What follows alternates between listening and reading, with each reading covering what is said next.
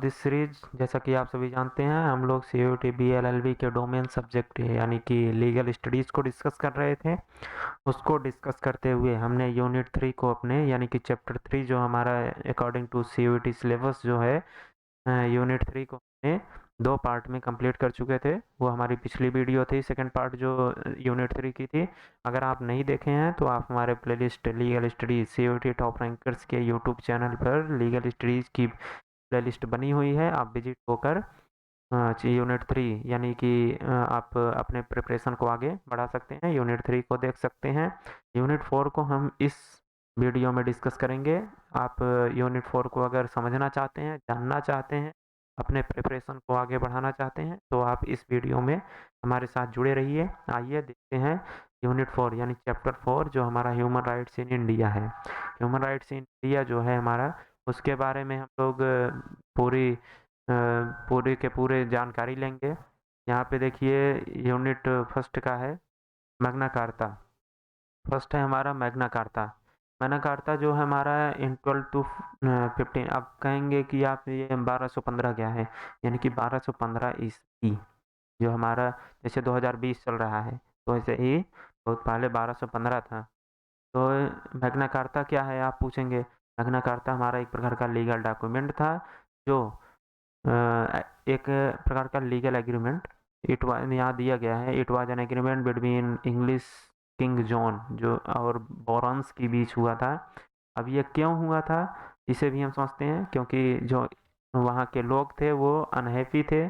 वहाँ की जो टैक्सेशन पॉलिसीज थी, इंग्लैंड के जो मोनार्क थे उनकी जो टैक्स की पॉलिसीज थी, टैक्स देने के टैक्स लेने की जो पॉलिसीज थी वो बहुत ही कह सकते हैं रिजिड थी, बहुत ही कठोर थी। इसलिए वो परेशान होकर एक लीगल डॉक्यूमेंट साइन किए 1215 ईस्वी में, जिसे मैग्ना कार्ता के नाम से जाना जाता है। बस आप लोग इतना ध्यान रखिएगा, इसका नाम है मैग्ना कार्ता। ये एक प्रकार का लीगल डॉक्यूमेंट है और ये 1215 ईस्वी में साइन किया गया था इंग्लिश किंग जॉन और बारोन्स के बीच। बस इतना ध्यान रखिएगा आप लोग। बस आगे हम देखेंगे सेकंड है हमारा इंग्लिश बिल ऑफ राइट्स, यानी कि इंग्लिश बिल ऑफ राइट्स 1689। बस आप इतना ध्यान रखिएगा, इंग्लिश बिल ऑफ राइट्स जो है 1689 का है, 1689 ईस्वी का इंग्लिश बिल ऑफ राइट्स है। और मैग्ना कार्ता हमारा 1215 का है। यहाँ रूसो और थॉमस पेने के बारे में हमने कोई स्टेटमेंट नहीं लिखा है। उनके जो विचार थे उसको हम आगे आपकी जो रेफरेंस बुक है क्लास 12 की NCERT उसकी कटिंग को ही हम आगे सेट किए हुए हैं और आपको आगे अपने नोट्स में ही उसे सेट कर दिए हैं। आपको आगे हम बताएंगे रूसो और थॉमस पेने क्या बताना चाहते थे, क्या कहना चाहते थे। आपकी NCERT में जो कंटेंट दिया गया है वही लिया गया है। तो हमारा फोर्थ है हमारा फ्रेंच रिवॉल्यूशन जो 1789 में हुआ था। स्टैटिक जीके का पार्ट है, आप लोग जानते ही होंगे। तो फिफ्थ हमारा है, यहाँ देखिएगा international human rights. Human rights chapter का नाम ही है, जो हमारा पार्ट है ये ह्यूमन राइट्स इन इंडिया। उसका जो यहाँ देखिए इंटरनेशनल ह्यूमन राइट्स है वो 1948 यानी 1948 में UNHRC, इंटरनेशनल ह्यूमन राइट्स को UNHRC के नाम से जाना जाता है, यानी कि United nation human rights commission या कह सकते हैं काउंसिल। तो UDHR यहाँ देखिए universal declaration of human rights. ध्यान से सुनिएगा आप लोग कि इसे अडॉप्ट किया गया था UNGA के द्वारा। आप कहेंगे UDHR क्या है। UDHR को साइन करके UNHRC को बनाया गया था 1948 में। UDHR को साइन करके UNHRC को बनाया गया था। इसके द्वारा UNGA है, यूनाइटेड नेशन जनरल असेंबली के द्वारा। इसका एम क्या था, आप लोग चिंता मत करिए कि सर केवल इतना ही बता रहे हैं United nation human rights commission के बारे में। ह्यूमन राइट्स जो है आप बहुत थोड़ा सा ही बता रहे हैं, तो आप लोग चिंता मत करिए। हमारा एक अलग से वीडियो आएगा जिसमें केसेस होंगी, और एक अलग से वीडियो आएगा जिसमें हमारे जो ऑर्गेनाइजेशंस हैं, इम्पोर्टेंट ऑर्गेनाइजेशंस, उनको भी डिस्कस किया हुआ मिलेगा। उसमें होंगे कि उसका फाउंडर कौन था, उसका फाउंडेशन स्टोन कब रखी गई, उसका एम क्या है, और करंट में कैसे कार्य कर रहा है। ये सब चीज़ें जैसे कि आईसीजे है, इंटरनेशनल ह्यूमन राइट्स है, यूएनएचआरसी से कहते हैं, NHRC national human rights commission है, उसको देखेंगे, यूएनओ को देखेंगे, डब्ल्यूटीओ को देखेंगे, डब्ल्यूएचओ को देखेंगे, बहुत सारे ऑर्गेनाइजेशंस है, सबको हम देखेंगे, वहाँ पे क्लियर करेंगे धीरे धीरे। अब चिंता मत करिए आप, आगे बढ़ते हुए हम देखेंगे इसके एम को, जो हमारा यूएनएचआरसी है उसका एम क्या है। इतना कंटेंट केवल आपकी एनसीईआरटी में दिया गया है, जो हम अगली वीडियो में लाएंगे उसको हम कहीं ना कहीं से ढूंढ कर लिख कर आपके लिए लेकर आएंगे। तो एम इसका देखेंगे, a common standard of achievement for all people and nations, यानी कि स्टैंडर्ड एक स्टैंडर्ड मेंटेन करना चाहता है हमारी सोसाइटी के बीच, चाहे वो लोग हों चाहे वो कोई राष्ट्र हो, यानी पूरे किसी भी राष्ट्र के प्रति वो भेदभाव नहीं करना चाहता है। इसके जो कि किसी भी राष्ट्र के लोग हैं उनमें एक कॉमन स्टैंडर्ड को मेंटेन करना चाहता है, इसका एम यही है। आगे देखेंगे इंटरनेशनल ह्यूमन राइट्स ट्रीटीज हैं कुछ, इस ट्रीटीज के बारे में हम डिटेल में भी जानेंगे आगे। पहले यहाँ हम इनके नाम को जान लेते हैं। पहला हमारा international covenant on civil and political rights 1976 का है। आप लोग ध्यान रखिएगा, इसे कहते हैं ICCPR, ICCPR 1976। आप लोग शॉर्ट में ही ध्यान रखिएगा, इससे सीधा क्वेश्चन बनता है कि ICCPR in which year develop. तो 1976 में ये डेवलप किया गया था। ये है international covenant and economic social and cultural rights, 1976 का ये भी है। इसे कहते हैं ICESCR, ICESCR 1976 का है। यानी कि आई से शुरू होने वाले जो दो हमारे इंटरनेशनल ट्रीटीज हैं वो 1976 के ही हैं। आगे हम तीसरा हम देखेंगे convention on the rights of the child. Child वाला जो है हमारा, ये ट्रिक याद रखिए बस, आप लोग टिप्स जो होते हैं उसे ध्यान में रखिएगा। चाइल्ड वाला जो है 1990 का है, 1990 का है। अब फोर्थ हमारा है, देखिए यहाँ पे convention on elimination of all form of discrimination against women. Women वाला जो है 1979 का है, 1979 का। और फिफ्थ हमारा है convention relating to status of refugees, 1954 का है। रिफ्यूजी से जो रिलेटेड है 1954 का है। ये हमारी इंटरनेशनल ट्रीटीज थी, इनके बारे में हम आगे देखते हैं। इंटरनेशनल ट्रीटीज इनमें क्या क्या। तो पहला हमारा था ICCPR, यहाँ देखिए 1976 का। तो यहाँ देखेंगे based on the ideals of free human beings and enjoying civil and political freedoms for fear, freedoms from fear, want, freedom of speech, assembly, conscience, religion, right to life, liberty, security of person, right to equality, freedom from all forms of discrimination including based on gender, race and so on। ये जो हमारा ICCPR है बस इतना कहना चाहता है कि जितने हमारे फंडामेंटल राइट्स हैं उसको, यानी कि 1976 जो है हमारा, उस समय लोग, ये इंटरनेशनल ट्रीटी हुई थी उस समय, कई देश ऐसे थे जहाँ जो हमारे यहाँ फंडामेंटल राइट्स चलते हैं उनमें से कुछ फंडामेंटल राइट्स को लोगों तक नहीं पहुँचाए गए थे कुछ देशों में। तो उन्हीं देशों को जो है, उन्हीं देशों में ये फंडामेंटल राइट्स जो थे इनको लाने के लिए कि सिटीजन्स को एक राइट मिले, लोग एक खुली हुई ज़िंदगी जी सकें, स्वतंत्र होकर जी सकें, उनके पास कुछ राइट्स हों, उन्हें किसी भी कह सकते हैं कि डिस्क्रिमिनेट ना किया जा सके किसी भी लेवल पर। तो इसलिए ICCPR 1976 को लाया गया। आगे हम देखेंगे ICSCR जो हमारा 1976 का international covenant on economic and social cultural rights जो है उसके बारे में देखेंगे। एग्जांपल्स है right to education, right to livelihood, right to livelihood and decent standard of living, right to health, right to shelter and so on. यानी कि article 21 जो है ये पूरी तरह से डिस्क्राइब किया गया है ICSCR 1976 का जो है उसमें। आर्टिकल 21 A में राइट टू एजुकेशन है, और आर्टिकल 21 में ही राइट टू लाइवलीहुड है, डिसेंट स्टैंडर्ड लिविंग यानी कैसे जिया जाए और जीने की जो इच्छा होती है वो वो हमारी फंडामेंटल राइट्स होती है, और राइट टू हेल्थ भी हमारी फंडामेंटल राइट्स है। तो कह सकते हैं जितने भी फंडामेंटल राइट्स थे पूरे संसार में, पूरे विश्व में यह लागू हो, इसलिए ये सब ट्रीटीज को लाया गया। हमारा 1990 क्या है, convention on rights of the child. इसका रीजन जो है, इसमें फिजिकली मेंटली जो है सेफ गार्ड करने के लिए लाया गया था बच्चों को। और हमारा 1979 का वुमेन वाला है। तो वुमेन को देखिए कहीं ना कहीं डिस्क्रिमिनेट कर दिया जाता है, उनके जो राइट्स हैं उन्हें नहीं मिल पाते हैं, इसलिए जो उनके राइट्स हैं उन्हें मिलें, और चाहे जिस प्रकार के राइट्स हों, चाहे पॉलिटिकल हो, इकोनॉमिक हो, social, cultural, civil, other field के जो भी राइट्स हों उन्हें मिले, उन्हें डिस्क्रिमिनेट ना किया जाए।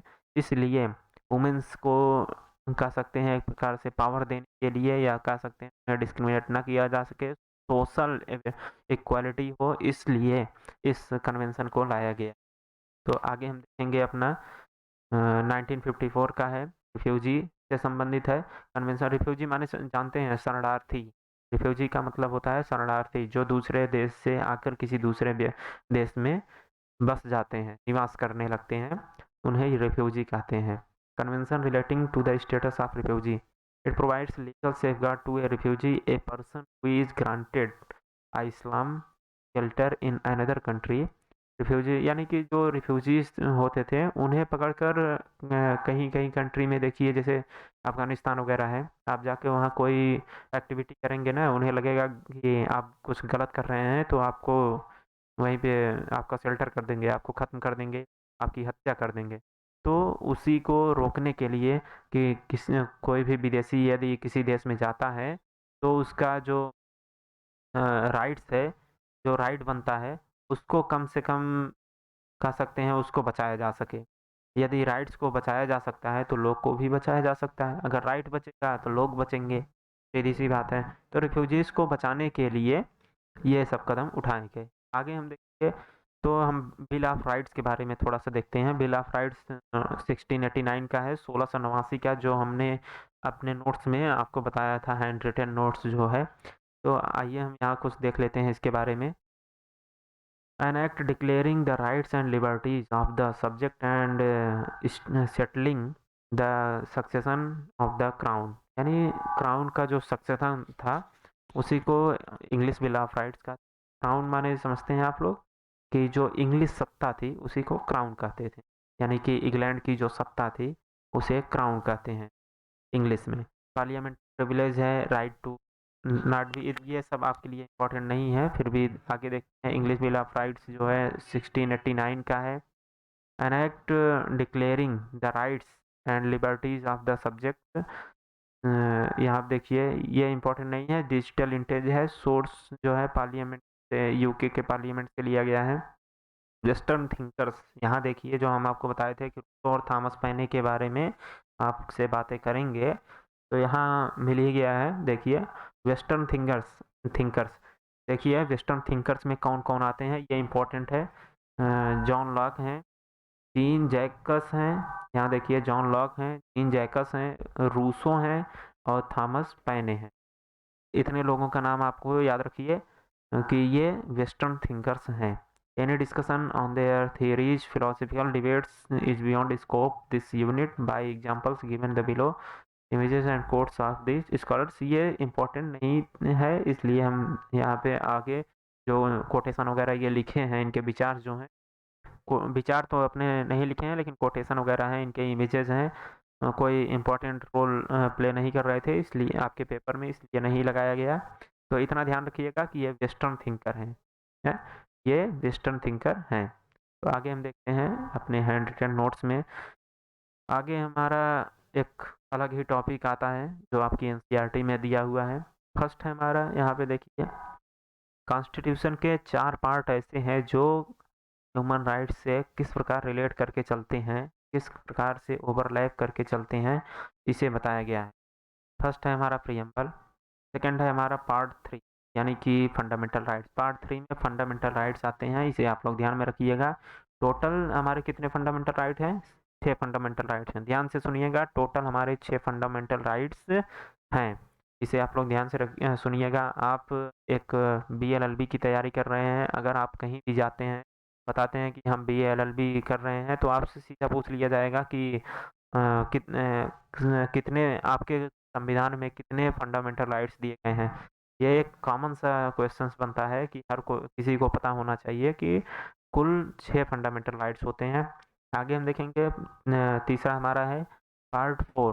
पार्ट 4 में हमारा डीपीएसपी आता है। डीपीएसपी का फुल फॉर्म होता है, डीपीएसपी का मतलब होता है कि directive principle of state policy. यानी कि डीपीएसपी में यही सब होता है कि कोई भी राइट ऐसा है जो सरकार के पास, जो सरकार की इच्छा पर निर्भर करे। कि मान लीजिए राइट टू लाइवलीहुड, या फिर कह सकते हैं right to education. Right to education इसके पहले डीपीएसपी में था, अब फंडामेंटल राइट्स में ला दिया गया है आर्टिकल 21A में। तो अमेंडमेंट करके आगे हम उसके बारे में ही देखेंगे। तो हम बताते हैं कि राइट टू एजुकेशन, मान लीजिए राइट टू एजुकेशन है, तो सरकार चाहे तो आपको एजुकेशन दे, चाहे न। अगर उसके पास फंड बचता है तो वो एजुकेशन देती है, अगर फंड बचता है तो फंड नहीं बचता है तो एजुकेशन नहीं देगी आपको। यानी कि स्कॉलरशिप वगैरह जो आते हैं वो डीपीएसपी में पहले कवर होते थे, अब डीपीएसपी में कवर नहीं होते हैं। उसे अमेंड करके फंडामेंटल राइट्स में ला दिया गया है। डीपीएसपी का मतलब यही होता है कि सरकार के ऊपर निर्भर करता है कि आपको वो ये इस कह सकते हैं इस स्कीम की मदद आपको मिलेगी या नहीं मिलेगी, ये सरकार के ऊपर निर्भर करता है। और फोर्थ हमारा है part 4A fundamental duty. Fundamental duties जानते होंगे आप लोग, आगे हम बताएंगे इसके बारे में। फर्स्ट हमारा है प्रियम्बल। प्रियम्बल के बारे में देखेंगे, एक प्रकार का basic structure of the constitution. Preamble, preamble का हिंदी मीनिंग होती है प्रस्तावना। अब आपको समझ में आया होगा जो हिंदी मीडियम के स्टूडेंट होंगे कि प्रियम्बल इतनी देर से कहा जा रहा था, प्रियम्बल प्रियम्बल। तो प्रियम्बल का मतलब क्या है? प्रियम्बल का मतलब प्रस्तावना होता है। तो यह बेसिक स्ट्रक्चर होता है, बेसिक स्ट्रक्चर है हमारे इंडियन कॉन्स्टिट्यूशन का, आत्मा है। तो प्रियम्बल को प्रियम्बल में कुछ वर्ड दिए गए हैं, प्रियम्बल में कुछ वर्ड दिए गए हैं, जैसे sovereign, socialist, secular, democratic, Republic, justice, social, economic, political. तो कुछ और भी दिए गए हैं, हम आगे आपको बताएंगे। उनके ऑर्डर्स को ध्यान में रखना, जैसे सोवरेन के बाद सोशलिस्ट आया, सोशलिस्ट के बाद सेकुलर आया, सेकुलर के बाद डेमोक्रेटिक, डेमोक्रेटिक के बाद रिपब्लिक। तो इसमें क्वेश्चन सीधे बनते हैं, 4-5 हैं, sovereign, socialist, secular, democratic, Republic. तो इसमें दे देगा सोवरेन, सोशलिस्ट को फिल इन द ब्लैंक्स में रखेगा, ये आप लोग भरिए। सोवरेन के बाद क्या आएगा, उसके बाद सेकुलर, डेमोक्रेटिक, रिपब्लिक, 3 इधर लिख देगा, 1 इधर लिख देगा, बीच में फिल इन द ब्लैंक्स आप भरिए।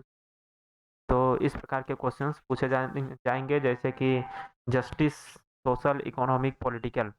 जस्टिस, सोशल लिख देगा, इकोनॉमिक को फिल इन द ब्लैंक्स में रखेगा, और पॉलिटिकल को लिख देगा।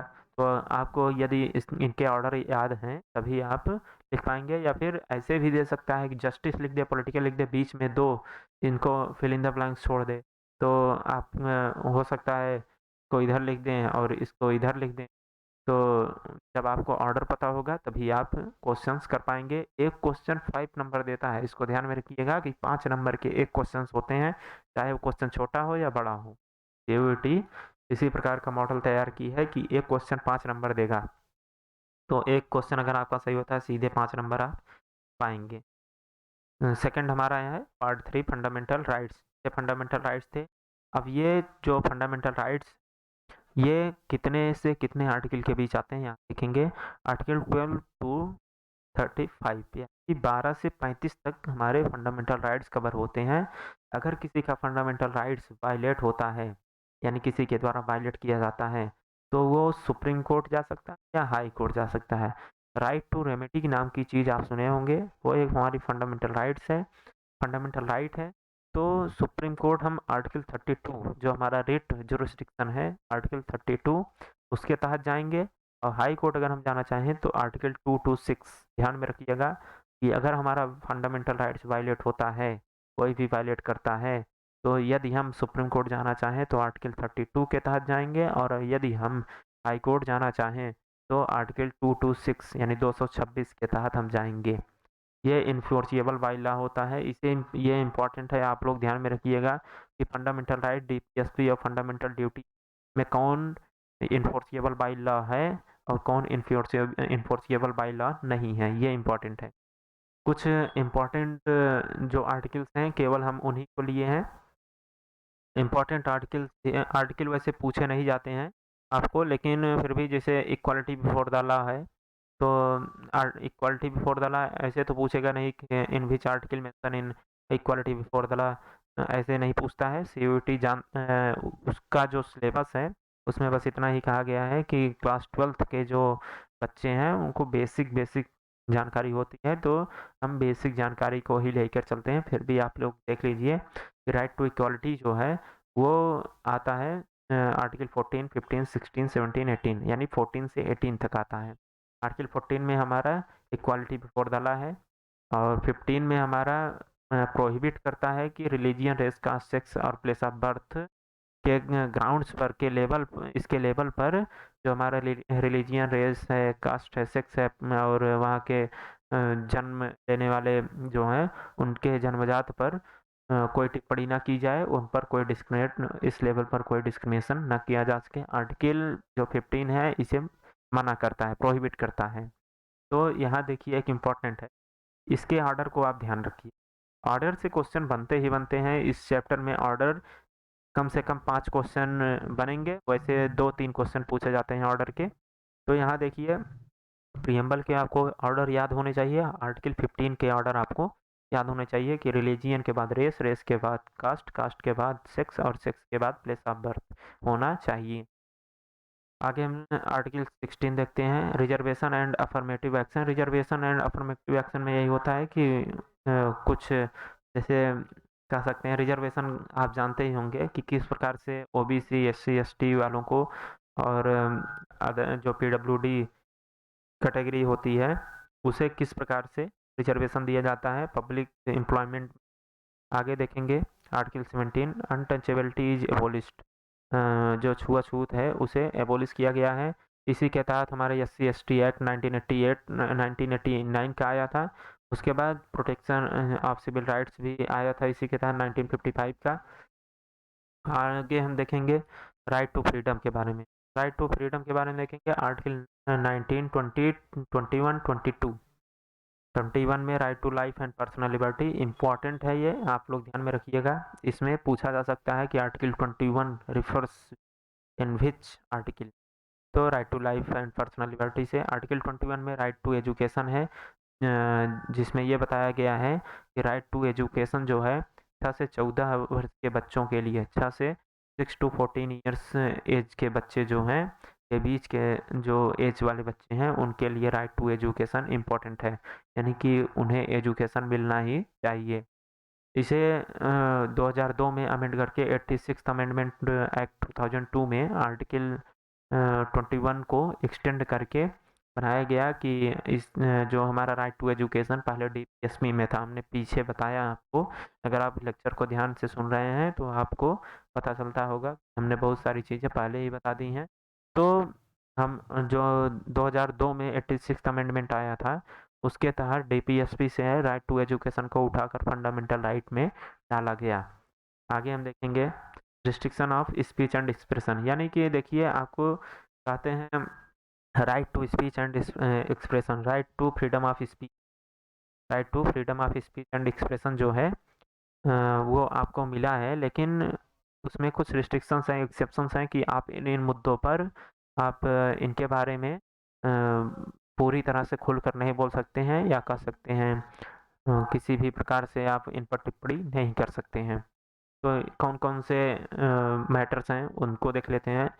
सॉवरेनिटी, इंटीग्रिटी ऑफ इंडिया, यानी कि इंडिया के जो संप्रभुता पर आप सवाल नहीं उठा सकते, उसके बारे में कोई गलत चीज़ें नहीं बोल सकते हैं। सिक्योरिटी ऑफ स्टेट, स्टेट की सिक्योरिटी, यहाँ देखिए सिक्योरिटी ऑफ स्टेट, स्टेट का मतलब क्या है यहाँ, स्टेट का मतलब राज्य से नहीं, यहाँ स्टेट का मतलब राज्य से नहीं है। स्टेट का मतलब होता है नेशन या कंट्री, स्टेट का मतलब नेशन या कंट्री होता है। यहाँ स्टेट को रिफर किया गया है as a synonym of country या फिर नेशन। तो आगे देखेंगे पब्लिक ऑर्डर पर आप नहीं बोल सकते हैं, कोई पब्लिक ऑर्डर दिया गया है, या फिर कह सकते हैं कि आप मोरालिटी, जो पब्लिक मोरालिटी है उस पर, कंटेम्प्ट ऑफ कोर्ट पर, या फिर डिफेमेशन। डिफेमेशन क्या है? ये एक प्रकार का लॉ ऑफ टॉर्ट का पार्ट है। डिफेमेशन के बारे में हम आपको बता देते हैं। यदि आप किसी व्यक्ति को डिफेम करने की कोशिश करते हैं, यानी कि आप एक बहुत ही अच्छा व्यक्ति है उसके बारे में जाकर आप किसी से भला बुरा कहते हैं, तो आप वहाँ पे डिफेमेशन का केस नहीं बनेगा। लेकिन अगर आप वहीं कि कोई पोस्टर या बैनर छाप कर लगा देते हैं बड़ा सा एकदम चौराहे पर कि ये व्यक्ति ऐसा है, फला फला व्यक्ति इस प्रकार का बुरा कार्य किया है, गलत कार्य किया है, तो उससे डिफेमेशन का केस बनता है। यानी कि डिफेमेशन का केस पोस्टर बैनर या लिखित में होना चाहिए, ओरली नहीं होना चाहिए। आगे हम देखेंगे आर्टिकल 22 हमारा जो है protection against arrest and detention, इसमें यही होता है। इसके बारे में हम थोड़ा सा बता देना चाहेंगे आपको। आर्टिकल 22 क्या है?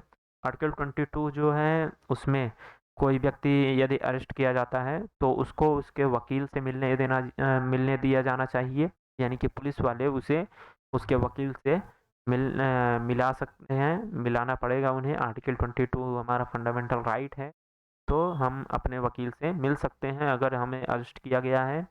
और अरेस्ट करने के 24 आवर्स में हमें मजिस्ट्रेट का पास पेश किया जाएगा, और अरेस्ट करने के तुरंत बाद ही कुछ ही घंटों में हमारे घर पर भी जानकारी दी जाती है कि पुलिस के द्वारा या पुलिस के किसी एजेंट के द्वारा कि आपके घर के सदस्य को गिरफ्तार कर लिया गया है।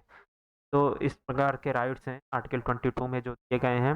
लेकिन इसके कुछ एक्सेप्शंस हैं जो जहां आर्टिकल 22 अप्लाई नहीं होता है। फर्स्ट हमारा है a person arrested from an enemy country, यानी कि कोई टेररिस्ट है, यदि वो अरेस्ट कर लिया गया है तो उसको आप कहेंगे कि जाओ अपने वकील से मिल लो, और वो पाकिस्तान अपने एजेंट को भेजेंगे कि जाओ उसके घर चले जाओ और उसको बता दो कि के घर के सदस्य उसका घर का सदस्य जो है अरेस्ट हुआ है। तो इस प्रकार के कार्य जो हैं कह सकते हैं कि आप कंट्री के हित में नहीं होते हैं, इसलिए इन्हें बैन कर दिया गया है, एक्सेप्शन में आते हैं। और सेकंड हमारा है a person arrested under preventive detention laws, यानी कि जो पर्सन है अगर प्रिवेंटिव डिटेंशन एक्ट जो होते हैं हमारा प्रिवेंशन ऑफ करप्शन हो गया एक्सेट्रा एक्सेट्रा, जो कि प्रिवेंटिव डिटेंशन लॉज के अंतर्गत आते हैं, अगर उसके तहत गिरफ्तार किया गया है तो अभी ये आर्टिकल 22 उन्हें नहीं मिलेगा। हम आगे देखते हैं थर्ड है हमारा राइट टू अगेंस्ट एक्सप्लॉइटेशन में आर्टिकल 24 एंड 25 आता है। आर्टिकल 26 to 28 आता है right to freedom of religion, यानी कि आप किसी भी धर्म को मान सकते हैं। हमारे स्टेट का यानी हमारा जो नेशन है उसका कोई रिलीजियन नहीं है, यानी कि सोवरेन है, तो सेक्युलर है। आगे हम देखेंगे cultural and educational rights. Cultural and educational right 29 and 30 मिलेगा आपको। आगे हम देखेंगे राइट टू कॉन्स्टिट्यूशनल रेमेडीज, ये इंपॉर्टेंट है, आर्टिकल 32 से 35 तक आता है। यानी कि आर्टिकल 32 से 35 तक आएगा। हाई कोर्ट जाना चाहते हैं 226 के तहत जाएंगे, सुप्रीम कोर्ट जाना चाहते हैं 32 के तहत जाएंगे।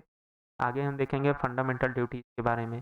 फंडामेंटल ड्यूटीज हमारा 4A पार्ट 4A में आता है, आर्टिकल 51A में आता है। यहाँ देखिए आर्टिकल 51A आर्टिकल 51 में आता है। फर्स्ट हमारा है it was not a part of original constitution, यानी कि यह ओरिजिनल कॉन्स्टिट्यूशन का पार्ट नहीं था, और इसे 42nd अमेंडमेंट एक्ट जो 1976 का है उसके द्वारा अमेंड करके बनाया गया था। ये अनइनफोर्सिएबल बाई लॉ है। हमने बताया था कि कौन इन्फोर्सिएबल है कौन अनइनफोर्सिएबल है, आपको ध्यान रखना है। तो फंडामेंटल राइट्स जो है इन्फोर्सिएबल है, लेकिन फंडामेंटल ड्यूटीज जो है वो अनइनफोर्सिएबल है। अगर किसी की फंडामेंटल राइट्स जो वायलेट होती है तो उसको पनिशमेंट मिलता है। लेकिन वहीं अगर किसी की फंडामेंटल ड्यूटीज वायलेशन होती है या कोई फंडामेंटल ड्यूटीज का वायलेशन करता है तो उसे पनिशमेंट नहीं दिया जाता है, पनिश नहीं किया जा सकता है। आगे हम देखेंगे, इसमें हम आपको बताना चाह रहे थे कि प्रियम्बल, यहाँ देखिए प्रियम्बल दिया गया है। तो प्रियम्बल जो है प्रियम्बल के ऑर्डर्स को हमने कहा था कि आप ध्यान में रखिएगा। तो प्रियम्बर का ऑर्डर जो है हम उसी को बताने के लिए इसे हम अपने नोट्स में जोड़े हैं। तो देखिए यहाँ पे आप लोग नोट्स में नोट कर लीजिएगा आपने कि सोवरेन सोशलिस्ट सेक्युलर डेमोक्रेटिक, उसके बाद Republic. Sovereign socialist secular democratic Republic, this is a correct order, correct order है ये। उसके बाद justice social economic and political, इसे ध्यान में रखिएगा। लिबर्टी, यहाँ इसे ध्यान रखिएगा, जस्टिस लिबर्टी इक्वालिटी फ्रेटर्निटी, ये ऑर्डर है। एक ये ऑर्डर है और एक ऊपर वाला ये ऑर्डर है sovereign socialist secular democratic Republic. उसके बाद है जस्टिस लिबर्टी इक्वालिटी फ्रेटर्निटी। उसके बाद है justice social economic and political. ये हमारा जो कह सकते हैं करेक्ट ऑर्डर है, ये आप ध्यान में रखिएगा, इससे क्वेश्चंस बनते ही बनते हैं। आगे हम अपना देखेंगे डीपीएसपी के बारे में। डीपीएसपी बचा हुआ था, डीपीएसपी के बारे में भी जान लेते हैं। डीपीएसपी जो है हमने आपको फुल फॉर्म बताया था, directive principle of state policy, लिखा भी गया है।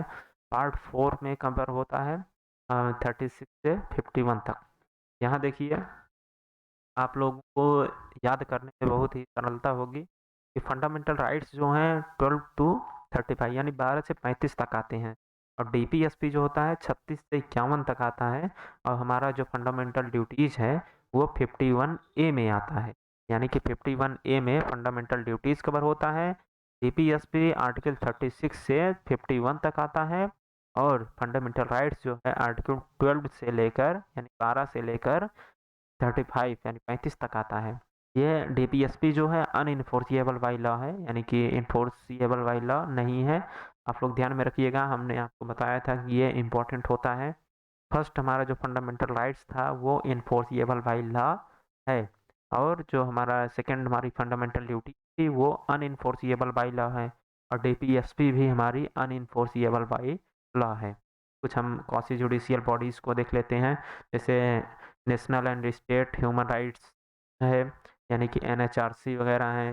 Central and state information commission है, consumer and redressal forum and commissions है, इनकम टैक्स ट्रिब्यूनल्स हैं। ट्रिब्यूनल्स के बारे में हमने पिछली वीडियो में बताया है, चैप्टर 2 की वीडियोज़ जो हैं उसमें भी, चैप्टर 1 की भी वीडियोज़ में ये टॉपिक था ट्रिब्यूनल्स, तो आप जाकर वहाँ विजिट होकर देख सकते हैं। प्लेलिस्ट बनी हुई है सीयूटी टॉप रैंकर्स की यूट्यूब चैनल पर। फिफ्थ हम यहाँ आगे देखेंगे national commission for minorities, SC ST and women, यानी कि नेशनल कमीशन जो है माइनॉरिटीज़ के लिए भी बनाया गया है, एससी एसटीज़ के लिए बनाया गया है, और वुमेन के लिए भी अलग अलग बनाया गया है। तो देखिए यहाँ केवल उतने ही कंटेंट लिए गए हैं जितने कि आपकी एनसीईआरटी में दिए गए हैं, हालांकि कुछ और हमने जोड़ दिया है इसमें। फिर भी अगर आप पूरा नेशनल ह्यूमन राइट्स कमीशन जो है उसके बारे में डिटेल में जानकारी चाहते हैं, तो हमारी ऑर्गेनाइजेशन वाली जो वीडियोज़ हैं आने के लिए उन्हें मैं लाऊंगा, उनके आने तक आप इंतज़ार करिए। तो इसमें फर्स्ट हम देखेंगे national human rights commission. First हमारा है govern by protection of human rights act 1993, यानी कि 1993 का जो हमारा ह्यूमन राइट्स एक्ट था 1993 का, उसके द्वारा यह गवर्न किया जाता है। ये हेड, इसके हेड जो होते हैं फार्मर सीजीआई, यानी पूर्व में जो सीजीआई होते हैं वो नेशनल ह्यूमन राइट्स कमीशन के हेड होते हैं। इसका हेडक्वार्टर नई दिल्ली में है, न्यू दिल्ली। इसकी यह वेबसाइट है, आप को कोई भी समस्या हो तो यहाँ आप आपको जानकारी होनी चाहिए कि नेशनल ह्यूमन राइट्स कमीशन किस प्रकार का कार्य करता है, और इस वेबसाइट पर आप कंप्लेन वगैरह कर सकते हैं। फ्री ऑफ कॉस्ट होता है, यानी कि कोई फीस वगैरह नहीं होती है। यह सुओ मोटो एक्शन ले सकता है, यानी कि स्वतः संज्ञान में आ सकता है। सुओ मोटो का मतलब होता है स्वतः संज्ञान लेना, यानी कि यदि नेशनल लेवल पर या किसी स्टेट में कोई भी ह्यूमन राइट्स का वायलेशन होता है तो सुओ मोटो एक्शन लिया जा सकता है। इसे फॉर्म किया गया था 12 अक्टूबर 1993 में, यानी 12 अक्टूबर 1993 में। और इंटरनेशनल ह्यूमन राइट्स डे मनाया जाता है 10 दिसंबर को। आप लोग ध्यान में रखिएगा, इंटरनेशनल ह्यूमन राइट्स डे 10 दिसंबर को मनाया जाता है, इंटरनेशनल है, ध्यान में रखिएगा। और एक प्रकार का नेशनल वोटर्स डे, ये भी आप लोग ध्यान में रखिएगा। नेशनल इलेक्शन डे मनाया जाता है, ये भी ध्यान रखिएगा, इम्पोर्टेंट है। सेकंड हमारा है national commission for minorities. Minority के लिए जो हमारा नेशनल कमीशन बनाया गया था उसमें उसके बारे में देखते हैं। यह national commission for minorities act जो 1992 का बनाया गया था उसके तहत ये गवर्न किया जाता है। इसमें देखिए एक चेयरपर्सन होते हैं, एक वाइस चेयरपर्सन होते हैं और 5 अलग से मेंबर होते हैं, यानी कि 7 टोटल मेंबर होते हैं। 7 टोटल मेंबर होते हैं, एक चेयरपर्सन, एक वाइस चेयरपर्सन और 5 अलग से मेंबर्स होते हैं। ये same power as a civil court, यानी इनके पास सेम पावर होती है सिविल कोर्ट के जैसे। जैसे सिविल कोर्ट पास जितना पावर होता है उतना ही पावर ये माइनॉरिटी कमीशन के पास भी होती है। यह भी सुओ मोटो एक्शन ले सकते हैं, यानी कि किसी भी माइनॉरिटी में आ रहे किसी भी व्यक्ति पर यदि कोई वायलेशन होता है तो वो सुओ मोटो एक्शन यानी स्वतः संज्ञान ले सकते हैं यदि उनके नज़र में आया तो। इसका हेडक्वार्टर न्यू दिल्ली में है, आप लोग ध्यान में रखिएगा। नोट हमारा है minority defined on the basis of language और रिलीजियन। ये इम्पोर्टेंट है, आप लोग ध्यान में रखिएगा कि ये ऐसे ही देगा कि on which basis minority defined on which basis minority defined। तो आपको बताना होगा किस बेसिस पर माइनॉरिटी को डिफाइन किया जाता है हमारे कॉन्स्टिट्यूशन में। तो लैंग्वेज और रिलीजियन यानी कि उनकी भाषा और धर्म के आधार पर माइनॉरिटी को डिफाइन किया गया है। आगे हम देखेंगे तीसरा है national commission for women. Women ये इम्पोर्टेंट है, आप लोग ध्यान में रखिएगा। इसके चेयरपर्सन जो है रेखा शर्मा जी अभी करंट में। अब आप पेपर देने जाएंगे तो इस जो करंट की चीज़ें हैं उसको आप अपडेट करके ही जाइएगा। एक बार यूट्यूब से या कह सकते हैं गूगल से कहीं से देख लीजिएगा कि नेशनल कमीशन फॉर वुमेन जो है उसकी चेयरपर्सन कौन है, फॉर्मर सीजेआई कौन, सुप्रीम कोर्ट में कितने जजेस की कितने स्ट्रेंथ है उसकी बढ़ाई गई या घटाई गई, करंट में कितने जजेज हैं। कुछ जजों का अपॉइंटमेंट अलग से होता है, जैसे बार टू बेंच होता है, तो उनको भी आप जानते रहिएगा, उससे भी क्वेश्चंस पूछे जाते हैं। नेशनल कमीशन फॉर वुमेन जो है 1992 में बनाया गया था। इसे गवर्न किया गया था national commission for women act 1990 के तहत। इसमें at least 1 member belongs to SC ST community, यानी कि SC ST कैटेगरी जो है कम से कम एक मेंबर होना ही चाहिए। यह भी सुओ मोटो एक्शन ले सकता है। यहाँ पे देखिए दिया गया है it can action suo motu, यानी कि ये सुओ मोटो स्वतः संज्ञान में यदि किसी महिला पर कोई वायलेशन हो रहा है तो वो सुओ मोटो का एक्शन ले सकती है ये कमीशन। फोर्थ हमारा है national commission for SC ST article 338, यानी 338 के तहत national commission for SC ST आता है। इनका वर्क क्या होता है आप ध्यान में रखिएगा। एक प्रकार की रिपोर्ट प्रिपेयर करते हैं लोग, एक रिपोर्ट बनाते हैं नेशनल कमीशन वाले SC ST के बारे में, और उन्हें उसे सबमिट करते हैं किसके सामने, प्रेसिडेंट।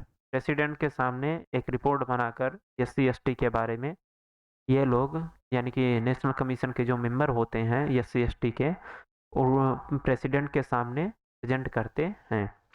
आगे हम देखेंगे same power as a civil court. Civil court की तरह इनके पास भी पावर होता है। देखिए यहाँ पे आता है नालसा। नालसा क्या है, नेशनल लीगल सर्विस अथॉरिटी। हमने आपको पिछली वीडियो में चैप्टर 2 की जो वीडियो थी चैप्टर 3 की उसमें नालसा आया था। नालसा को हमने अच्छे तरीके से समझा भी दिया था, फिर भी हम थोड़ा सा इसमें मतलब करंट की चीज़ें लेकर आए हैं एक दो, उसको ध्यान से देख लीजिएगा। अगर हम नालसा के बारे में डिटेल जानकारी चाहते हैं तो आप हमारे चैप्टर 3 के वीडियो पर विजिट होकर देख सकते हैं। इसका जो हेडक्वार्टर है न्यू दिल्ली में है। इसका मोटो यानी ध्येय क्या है, मोटो का मतलब होता है लक्ष्य, एम क्या है, access to justice for all. NALSA का मतलब, नालसा का एम यही है कि सबको एक्सेस मिलना चाहिए, किसका, जस्टिस का, यानी सबको जस्टिस, सबको न्याय मिलनी चाहिए। इसके जो चेयरपर्सन होते हैं करंट में जो CJI होते हैं, करंट में अभी CJI हैं DY Chandrachud, doctor DY Chandrachud जो हैं वही चेयरपर्सन है। और नालसा के जो चेयरपर्सन होते हैं वो करंट में CJI होते हैं, और जो नेशनल ह्यूमन राइट्स कमीशन के जो चेयरपर्सन होते हैं वो फॉर्मर CJI होते हैं। आप लोग ध्यान में रखिएगा। तो यहाँ आगे बढ़ते हुए हमारा यहीं चैप्टर ये लेक्चर कंप्लीट होता है। आपका चैप्टर 4 जो है unit for human rights in India, ये कंप्लीट होता है। चैप्टर 5 के लिए आप जुड़े रहिए हमारे चैनल से। हम अगले वीडियो का आप इंतज़ार करिए।